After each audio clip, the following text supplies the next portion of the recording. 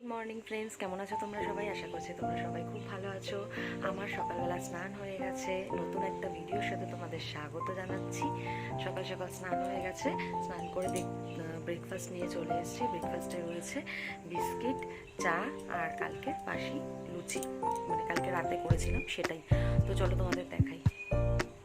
তো এই হলো আমার চা, আর কালকে 3টে লুচি ছিল, লুচি আর আমার মেয়ের বিস্কিট।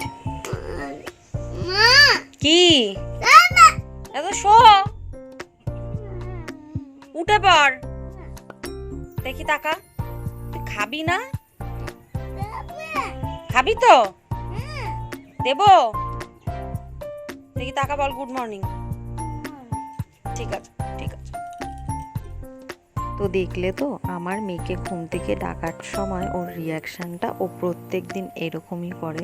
ওকে আমাকে এরমভাবেই ডাকতে হয়, তারপরে ও একবার ঘুম ভেঙে গেলে পরে আবার নর্মাল হয়ে যায় একদম, মানে স্কুলে যাওয়ার জন্য রেডি হয়ে যায় পুরো।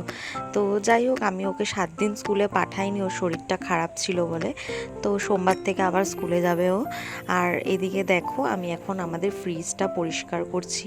তো দেখেছো কতটা নোংরা হয়েছে। যদিও বা এটা আমার ছোট ফ্রিজ, এটার মধ্যে আমরা মাছ মাংস ছোঁয়া যেগুলো হয়ে যায় সেগুলো রাখি, কারণ আমাদের যে বড় ফ্রিজটা আছে ওটাতে তো ঠাকুরের ফুল টুল রাখা হয়।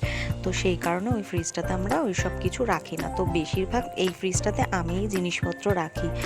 তো দেখো এখন ফ্রিজে কি হয়েছে বলো তো, একটা বাটিতে দুধ রেখেছিলাম, সেটা পড়ে গিয়ে পুরো ফ্রিজটা একদম দুধের গন্ধে ভরে গেছে, মানে কীরকম একটা মানে হয়ে গেছে আর কি পুরোটা।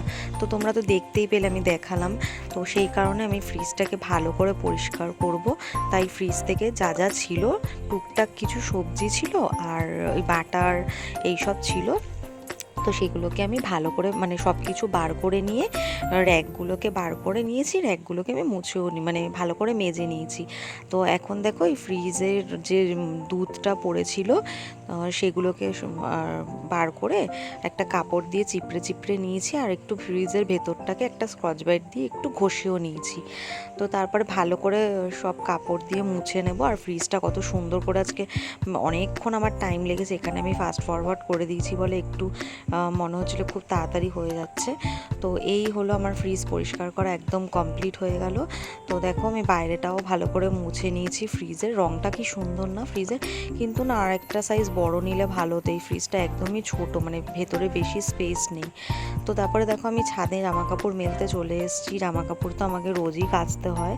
এখন একটা ওয়াশিং মেশিন নিয়েছি, বড় বড় জামা কাপড়গুলো ওটাতেই কেচে নিই, আর ছোটোগুলো আমি দিনেরটা দিনে হাতেই কেচে নিই।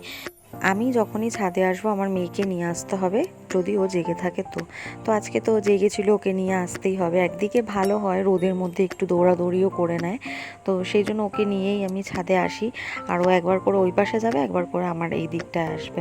তো জামা কাপড়গুলো মেলে নিয়ে নিচে চলে যাব। তারপরে দুপুরের রান্নাও আছে, কিন্তু আমি এই ভিডিওটা আর করতে পারিনি, আমার ফোনে একদম চার্জ ছিল না।